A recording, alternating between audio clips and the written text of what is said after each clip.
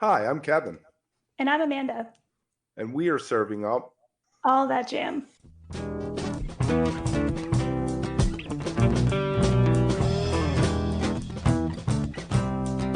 All That Jam, Quick Hit. Bill Iuso on his 52 Hertz LP. You've worked with some Mardi Gras Indians? Yeah, quite often. I used to play guitar for the Wild Magnolias when Bo Dallas was still with us, and when he passed, his son took over, and they changed the game a little bit. So I left that. I found that music really fun to play. It was right in my wheelhouse, so I enjoyed it, and I felt like it was a way for me to be playing something authentic New Orleans without overstepping and being a culture vulture, as someone would say, or anything. I mean, I am very cautious of how I portray myself because I'm born in Port Chester, New York, and I've lived in many states. I have been in New Orleans since '96, the longest I've ever been anywhere, but I'm still not a New Orleanian. I mean, I feel like I am, but I wasn't. I came into the scene not being one, and it was okay up until the Katrina years. After Katrina, we've been flooded, and it's a real thing here now, where there's a different vibe because of who's here. Some people are here for the right reasons, and some people saw an opportunity. So, Right. Well, how do you approach the cultural exchange representation, like playing with the Mardi Gras Indians I and just being a know my white guy?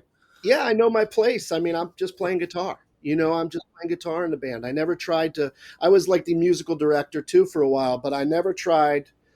I respect that music enough that I wanted to do it justice, and that was important to me. I took over a job that was held by Jun Yamagichi, who's a Japanese guitar player. Mm-hmm. Who nobody asked where he's from, Right. because he played the part properly, and I just tried to do that. Right. Yeah. He was in Papa Grows Funk for years. Yes, he was. Yeah, yeah.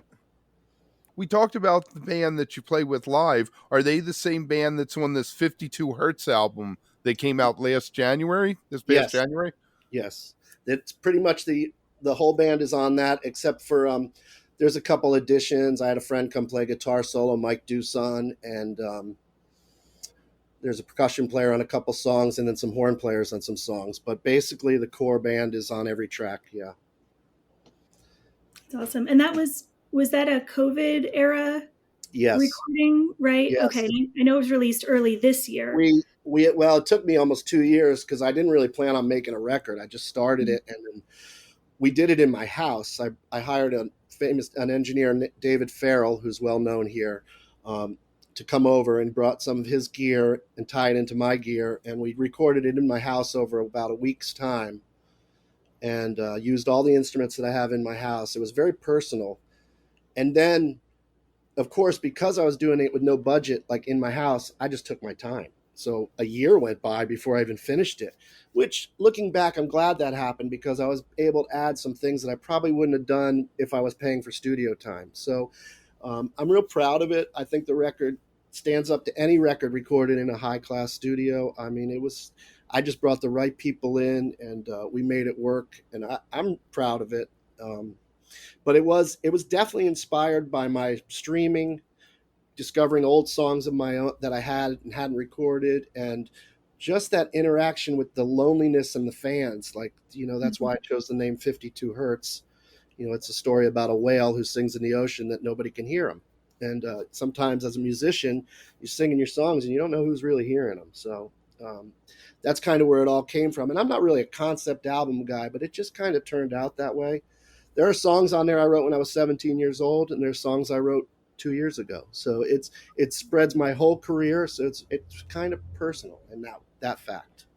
Yeah. So I know as a fan, just thinking back to all the Stage It and other, live streams and whatnot, and, you know, supporting, but also at the same time, yeah, knowing that of course there's this huge technological divide, right? And just physical divide too. And I always felt like, wow, that's got to be. I wonder if that's kind of a huge leap to play in a situation like that where it was we're weird. all scattered out, right? And maybe there's a little chat box somewhere or Yeah, it something. was my wife and I, we kind of put it together. I learned how to do what was it, OBS, I think it was, and I haven't done it in a while. So, and then, and we just tied it all in, and we kind of made it an event. We did it every Wednesday night, and we would have a glass of wine, and I'd sit there, and we'd have one iPad with the comments and the other one monitoring what was going on. And it was different, but it started gaining momentum, and I had like the same fans up every week chatting, and it was like a social event, and it really did become like a virtual club, at night. And it was something we looked forward to, and it was fun. It kept me focused. Once I was done streaming, I jumped right into the album, and then of course we're here. So it was survival, a way to stay out there. I mean, at my level, people aren't knocking down the doors to book me, but I have my markets. But like, if I had just sat in the house and did nothing, I could have easily been done. Easily. So yeah, and I guess the way you describe that too makes me think, well, there always is that potential for things to be more intimate than maybe you think, because of that kind of interaction, more personal than we might have.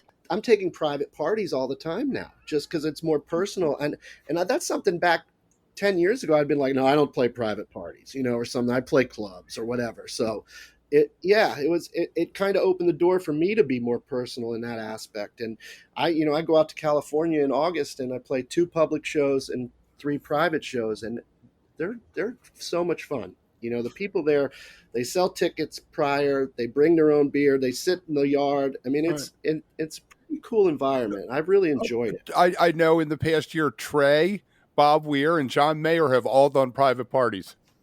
It's hard sometimes to get people to really listen to you, and that environment right now seems to be working. So that's fantastic. It's cool. I'm down.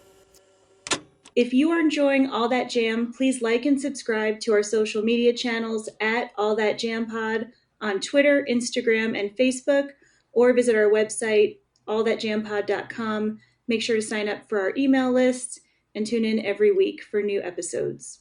Also, look for full interviews on our YouTube channel. And remember, stay beautiful, but don't stay underground too long.